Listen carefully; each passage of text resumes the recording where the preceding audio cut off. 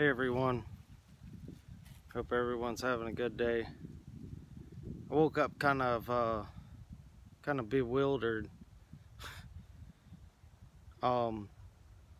just thinking about how insane America's gotten. I mean, the world in general, how everything has gotten completely insane from my childhood, in the 90s till now. Is just a staggering change. I had to ask myself this morning, am I dreaming? Is this all a bad dream? Because that would be fantastic. If this were all a dream, then we could just wake up and everything would be back to what we thought was normal. But unfortunately, every day I wake up, I wish it was like Groundhog Day, but it's like worse than Groundhog Day because every day has gotten worse as far as the situation in our country and in the world. It just seems like people are parrots today. They hear one thing on social media and it's just, oh, Black Lives Matter, Black Lives Matter, racist, you're racist, racist, police suppression, Black Lives Matter, LGBT, LGBTQ, and all the other acronyms, and you can have your belief systems and you can believe what you want to believe and you have the freedom to do what you want to do, but make sure it's your own thoughts. Make sure it's not you just parroting something thousands of other people have parroted. It just doesn't seem like people have a brain of their own to use. They just pick something and run with it. Yeah, me too movement. Yeah, men are rapists. There's evil, oppressive, white rapist men.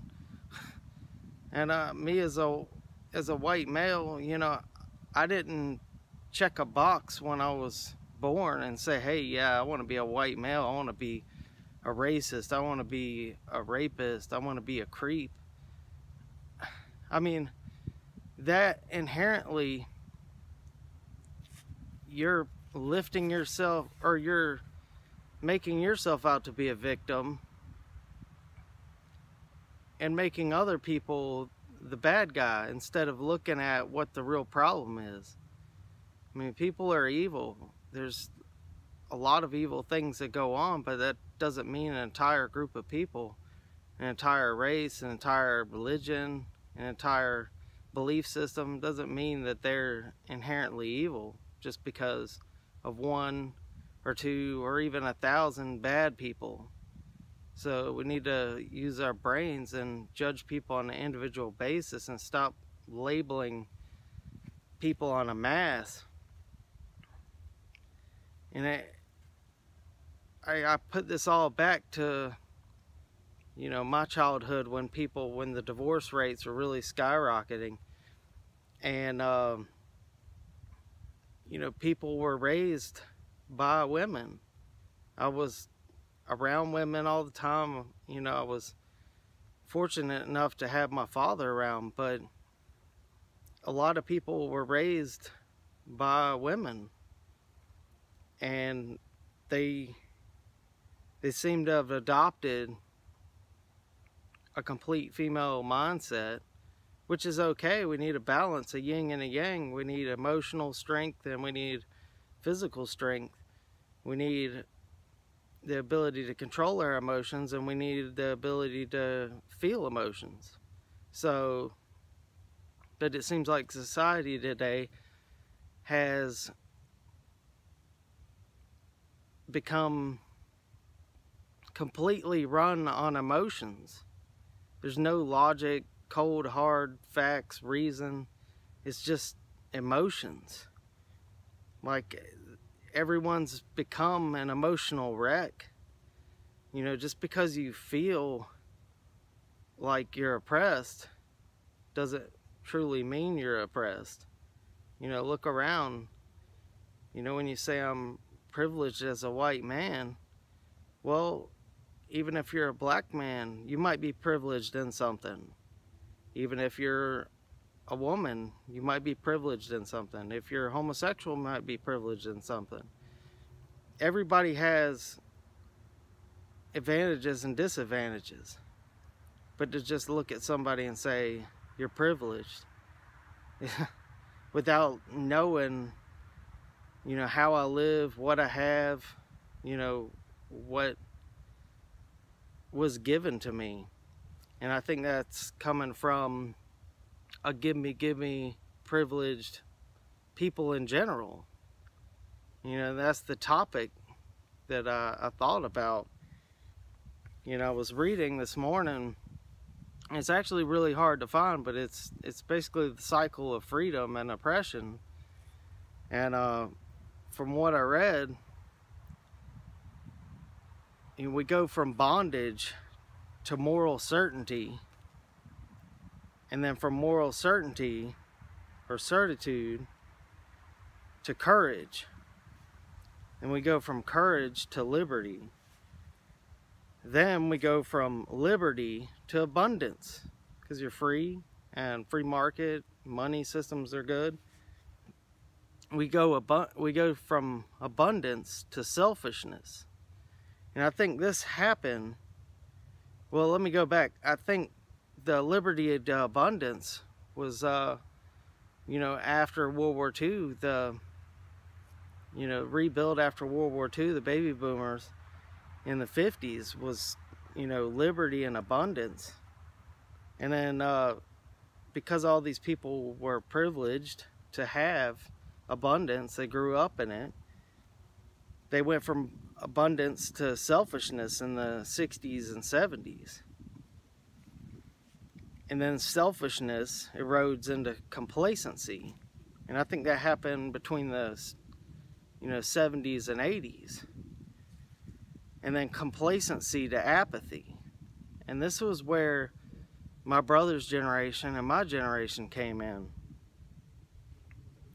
And in the 80s and 90s, it was a, I don't care, man. I don't care. Apathy. What's going on in the world? I don't care. I'm gonna go get drunk. Let's go party. Nirvana, Pearl Jam. Yeah. But so I think that was the 80s and 90s. And then apathy to dependency, I think, happened in the 90s to 2000s. You know, talk about the millennials being naturally privileged, being you know, the failure to launch generation.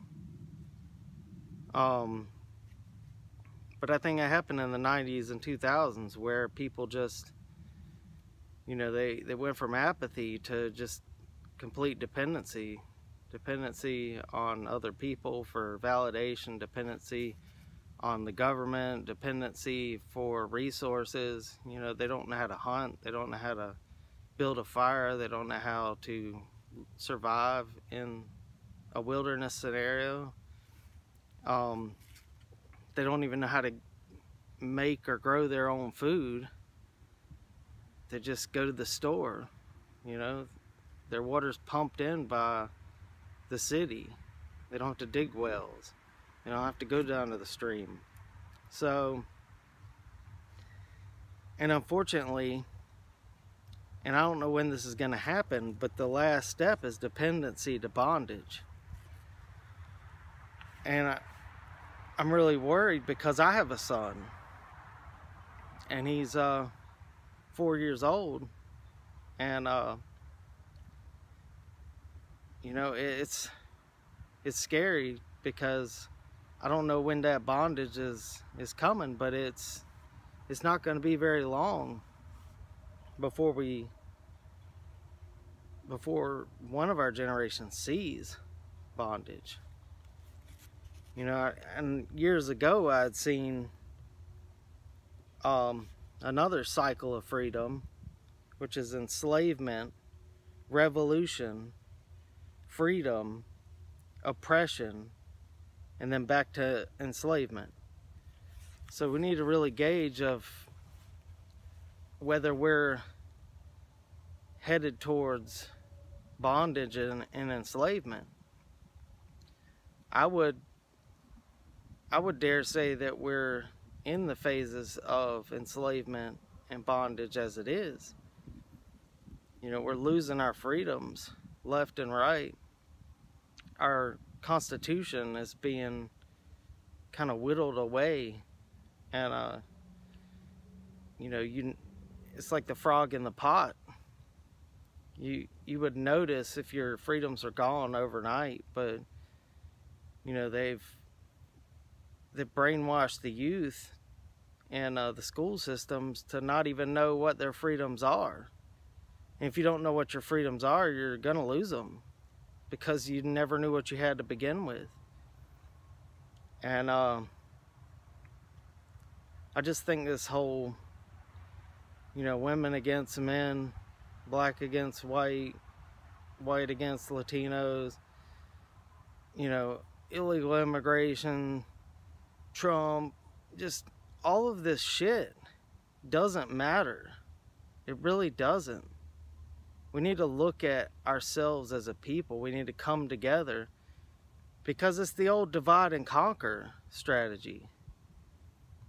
You know, if your enemies, meaning the government's enemies, or the forces, the powers that are ruling this world, the ruling class, their enemies are us. But if we're constantly fighting against each other, then we're not fighting them. We're not fighting for our liberties if we're busy fighting each other. I don't know how long it's going to take, but we need to quit this nonsense. You know, get some morals back. What can we agree is right and wrong anymore as a people? You know, what can we do to come together? Let's look at solving the problem instead of making it worse. It's like, you know, dipping an infected arm into sewage. You're making it fester, making it worse. It's time to bandage it up. Let's bandage us as a people and try to repair this world, or at least put off oppression and enslavement. You know, all this talk about ending slavery and slavery is wrong. Why are you trying to put yourself right back into it? Why are we trying to enslave ourselves once again? Let's don't do that.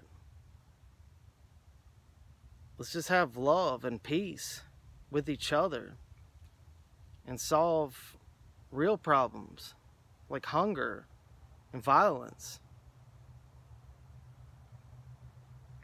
So I hope all of you are blessed. And you know, I don't know what your religion is, but pray for this country and start spreading a message of peace and love. Let's get along and let's fix real problems. Just maybe we can wake up from this bad dream. Maybe this nightmare can be over. I hope so, and I pray that it will. I hope you're blessed. Have a wonderful day. Later.